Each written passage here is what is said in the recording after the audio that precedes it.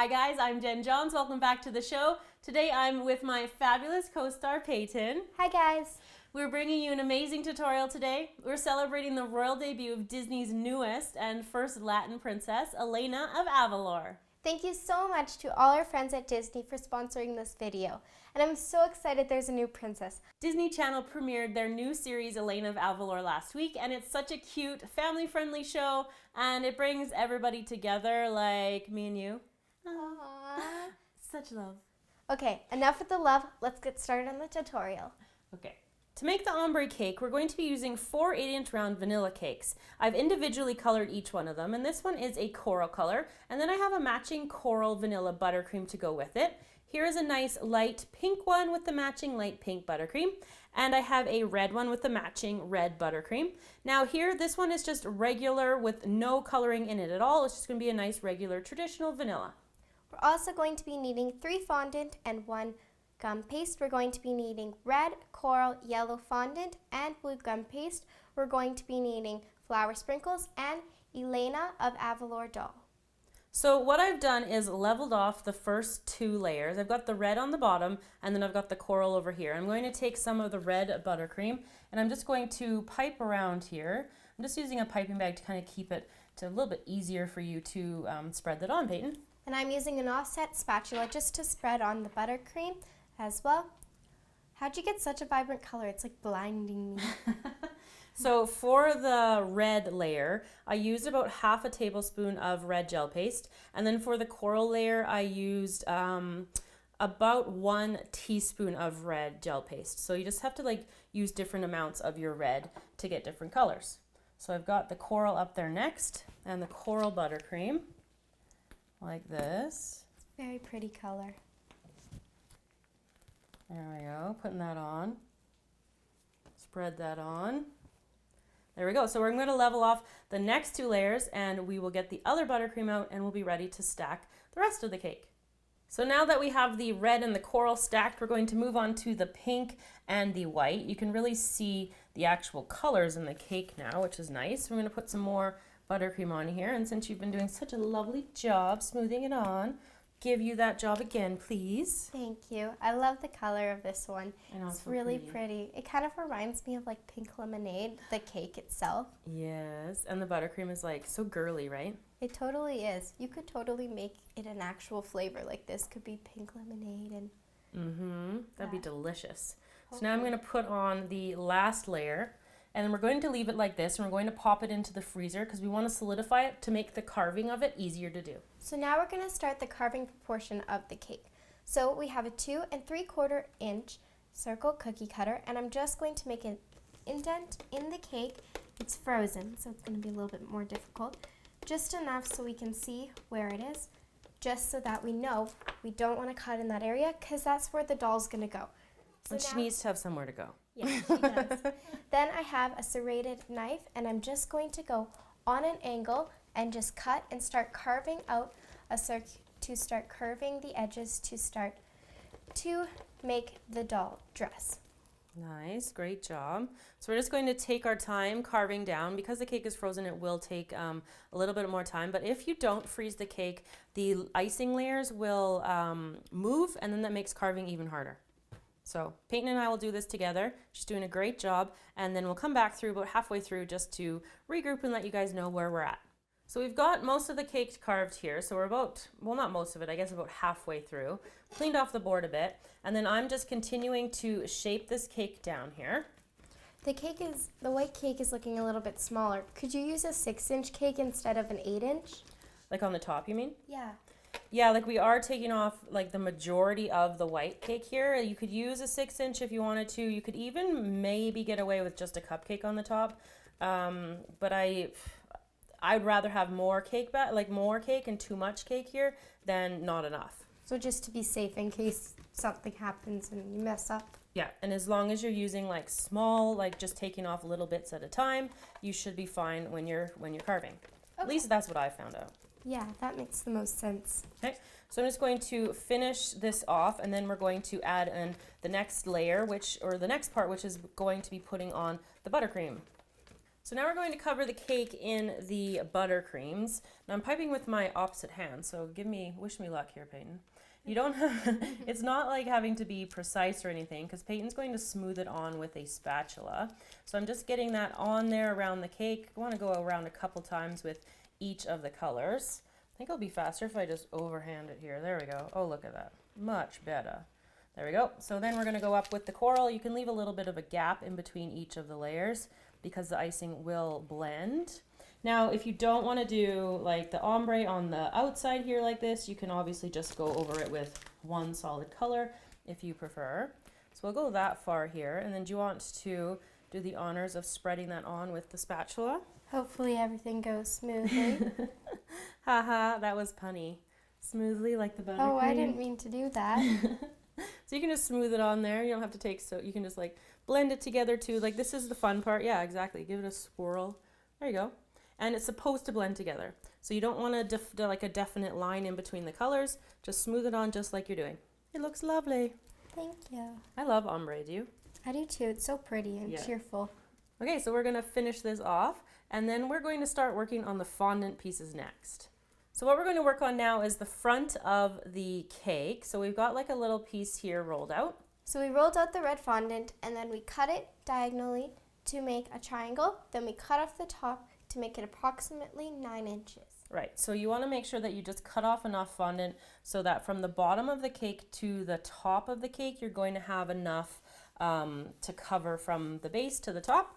Now I've just put it on some large straws here. You could use regular straws, you could use dowels, anything you've got here. You don't have to do this step, but it just adds a little tiny bit of almost like pleating at the front of the cake. So I'm just rubbing it with my fingers here, just a little bit, just gently like this, just to get that look there. It will soften, so don't worry about, it's not going to be super hard like these pleats are.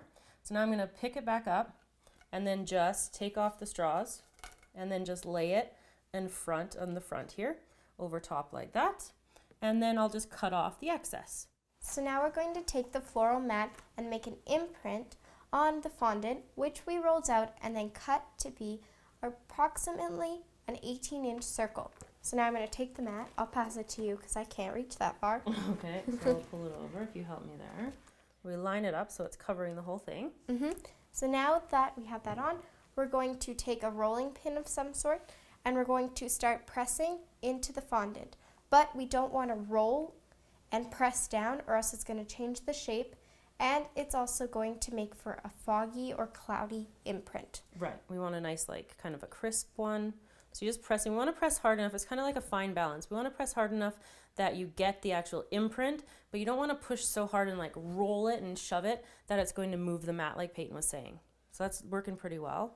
And we can also use our hands too and just kind of press into it if you don't have a rolling pin.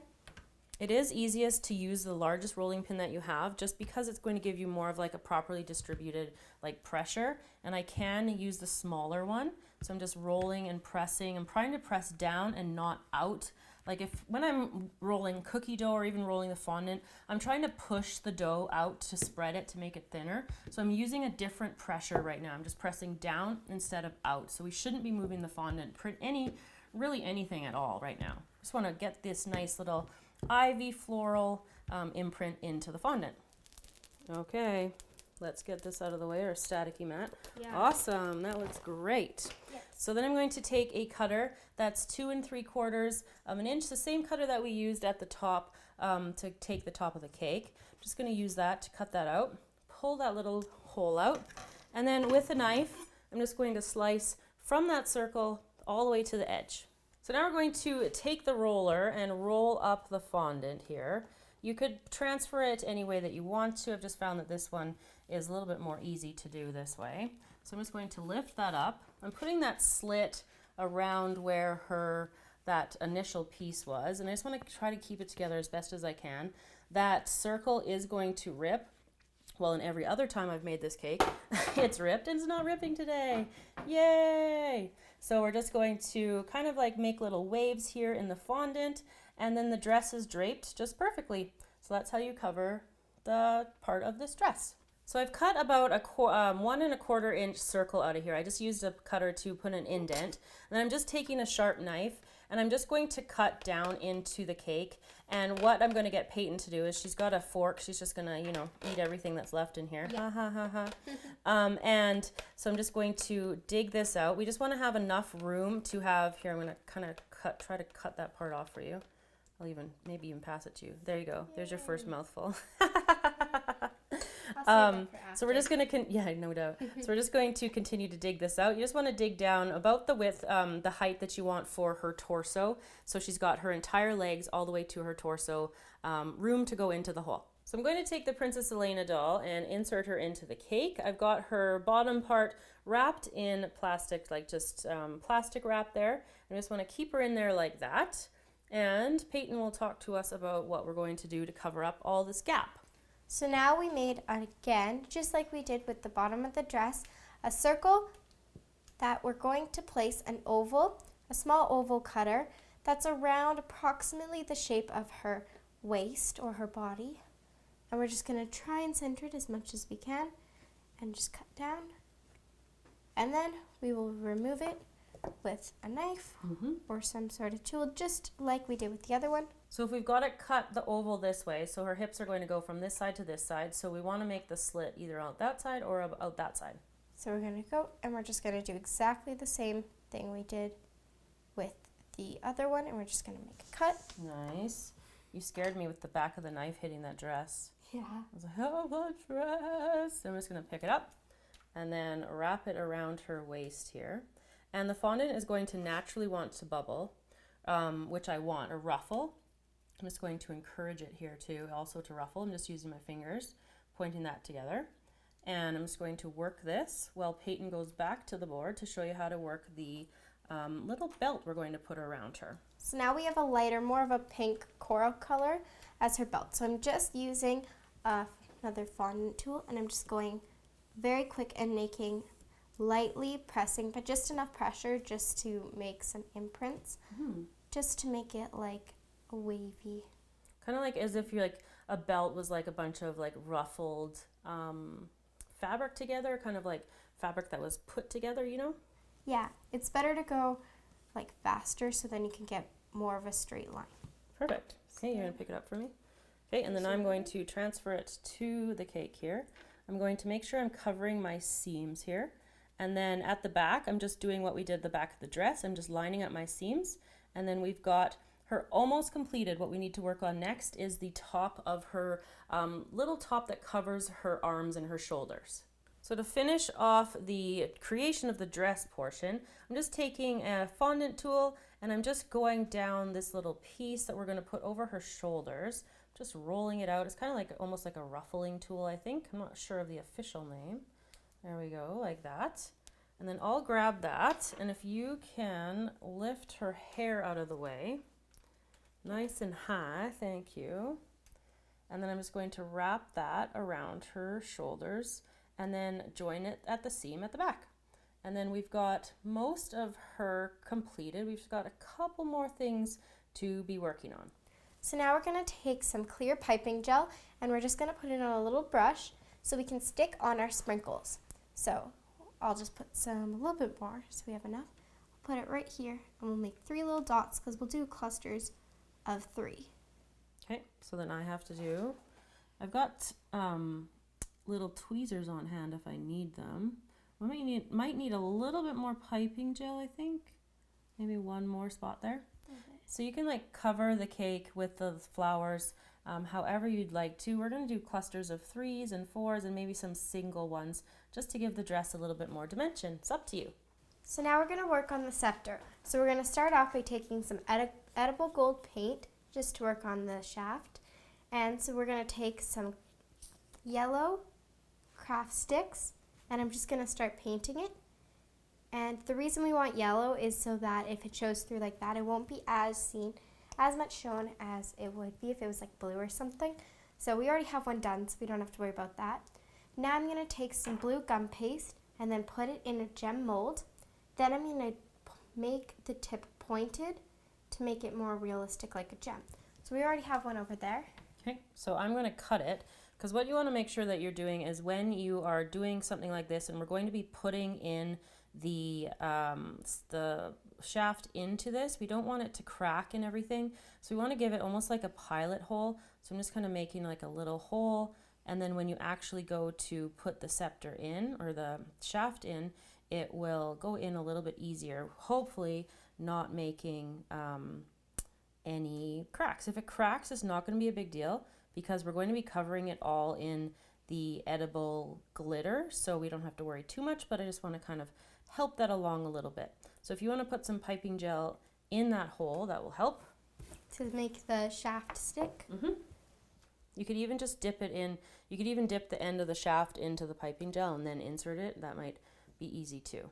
Piping gel is super, super sticky. It's really sticky because it's like, yeah. It's like glue. You might want to twist it a little bit too. There we go. We'll just leave. Okay. I think it's in. You can put it in a bit more if you want it in more. A little bit more. There we go. So there we're going to take some more piping gel and I'm just going to cover the whole thing in the piping gel and just making sure to get all of the gem covered like this, and I'm getting on the top too, and I'm going to take my favorite thing in the world, edible glitter, and I'm going to sprinkle it over top here. I've just got it over top of a piece of parchment paper because I want to save the glitter because it is a little bit expensive. It's very pretty. It's like fairy dust. It is so pretty. Tap it off a little bit. And I'm just going to carefully set this aside so I don't lose it. I'm going to put it back in the pot afterwards. It's very precious. It is. That's my precious stuff over there. So now I'm going to slice little pieces here. And what I'm going to do is I'm going to need a little bit more piping gel. And I'm just going to go up the side here. If you've got a crack, make sure at this point you try to use the extra fondant here to cover the crack if you need to. So I'm just going to wrap it down the side here and then a little bit over the top. Just want it to stick there like that, and then onto the other side. Some more piping gel like this, just on the other side here. And you want to make sure that you're letting everything dry a little bit. We're obviously working kind of faster than you would have to. And I'm just wrapping this down there like that again. So I've got the two down on the side here. Now I've had this one sitting for a little bit, so I'm going to swap that one out. Now going around the base here, I've got a little slightly bit of a thicker kind of round that I've just rolled out like a little worm for the fondant here. I'm just going to put a little bit more gum paste on the bottom to make it extra sticky. And then I'm going to wrap this piece around. I'm just going to go around, and then I'm going to use my knife to trim off the extra. And then I will use anything I need to like have those little points meet. So I've got that all done there like that. And then the last step is to take, can you hold that? Yes. Thank you. Be your helper. You are my helper. I'm taking some more of the gold paint. I'm just painting the fondant with the gold, and you want to let that dry completely, and that's the last thing that we need to do for our doll. So when we are finished this completely, we'll be back to show you the finished product. So there you go, everybody, how to make a Princess Elena of Avalor cake. We've sliced into the cake so you can see the ombre layers inside. It's so beautiful, just like Elena herself. Totally, she is really pretty. She's so and I pretty. love her dress. I know, me too. Thanks again to Disney for helping us bring this video to you guys. Remember to join Princess Elena as she begins her journey as the leader and protector of Avalor. See you guys all again next time. Bye! Bye!